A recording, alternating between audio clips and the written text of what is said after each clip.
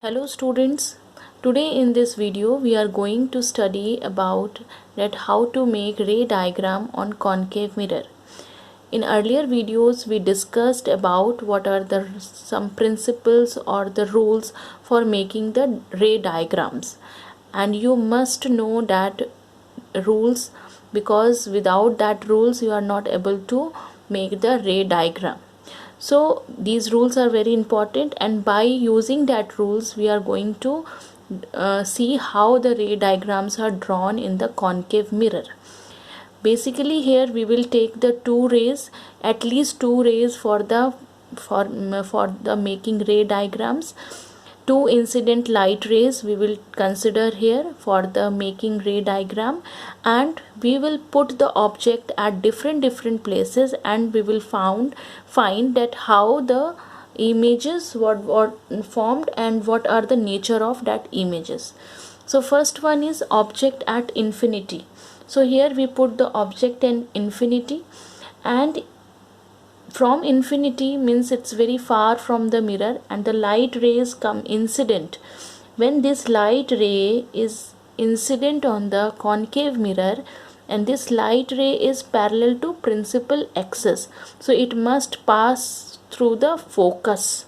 The rule we followed, that rule we studied, that the incident ray parallel to the principal axis, they must pass through the focus.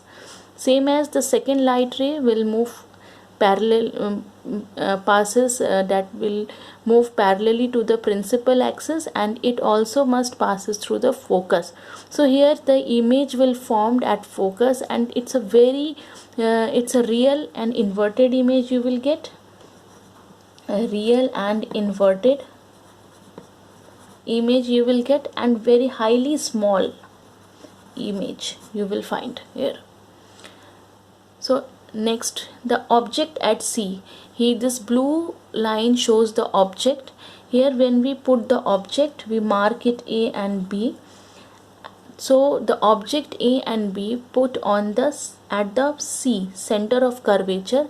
Then the rules follow. Here the line parallel to the principal axis, they must pass through the focus. Here this passing through the focus, and the incident ray passes to focus. That incident rays passes through focus is parallel to the principal axis. So here both the rules are followed. So here it is the image formation takes place, and image is your real and inverted and same size, and you will find the size of the image is also same as the object. So we will consider as A dash and B dash. So A dash and B dash is your image, and this image is same size of the object and at the same place at the C. Third one, the object at F. When object is placed at F, here the object is placed at F, again we will A and B. So we will put here A and B. So first rule, that if it incident parallelly to the principal axis, then it will passes through the focus. This rule is follow, that incident ray passes parallel to the principal axis, it is passes through the focus. And second, when the ray passes through the center of curvature, it will go back in the same path. So here the object will form at infinity. The object will form at infinity, and highly enlarged, very large object you will found large, enlarged image, we will get the very enlarged image. Next one, object between C and F. So here we are putting the object here C and F, between center of curvature and focus A and B here. So same, the when light ray, we are considering two light rays. So this is the light ray incident parallel to the principal axis, it must passes through the focus. And second, when it passes through the center of curvature, it must come back to the same path, and we get the image. and this image is real and inverted, and large, then object, and large, then object. So the image we will get larger than the object. Next one, object beyond C. So here the object is placed beyond the C, and same the rule will follow. When light incident parallelly, it will passes through the focus and it will goes back to the same path when it passes through the center of curvature. So the image formed is between the C and F. So image is formed between C and F.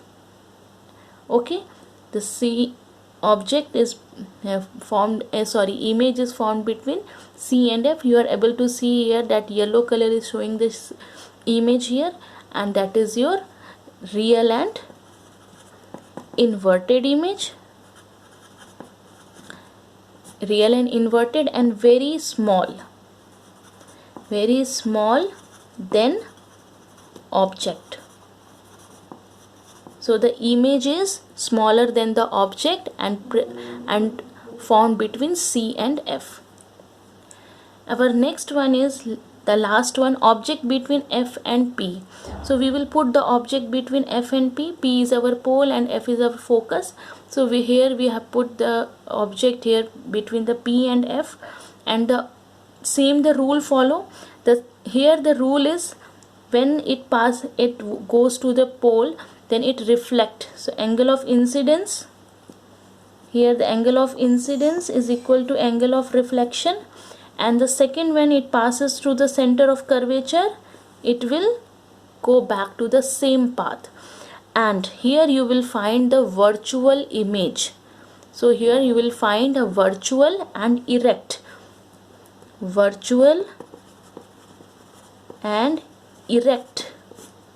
image. And we know that virtual and erect image is always found behind the mirror. So it is behind the mirror, and it is enlarged